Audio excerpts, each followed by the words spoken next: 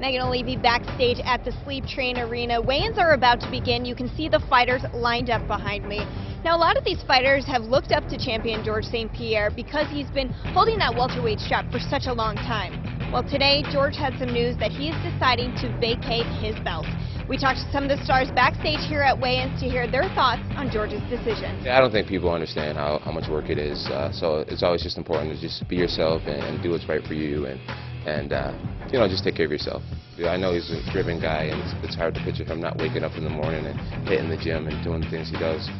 So only time will tell. Especially a fighter like George, who's had this incredible, amazing, groundbreaking career. I mean, he set the benchmark for all the welterweights. He's accomplished an incredible amount. I mean, his career has been fantastic. He's the greatest welterweight in the history of the sport, in one of the most talent-stacked divisions. He's been the king for so many years. 15 of his fights have been for the world title. I mean, it's an incredible, incredible, incredible career. So if he decided to retire now, literally there's almost nothing for him to prove. And it's all about where his motivation is at, where is his mind at, and I think it was pretty clear listening to him talk that he needs some time off, he needs a break. I really like the guy. He works hard, he's a great athlete, and he's a very, very deserving champion. And I think, you know, I think he's given a lot to the sport. I think he's taken the sport in into a lot of arenas where people, you know, most people have never heard of it before.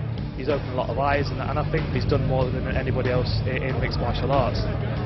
You know, there's got to be a time for him to step away, and if that's now, then I think people should allow him to do that and just support him in whatever else he does.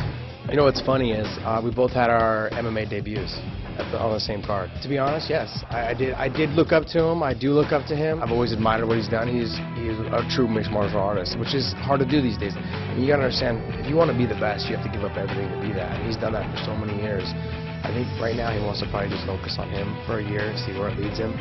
And he may come back. And if he does come back, he's going to be refreshed, ready to fight, you know, GSP, and that's going to be dangerous.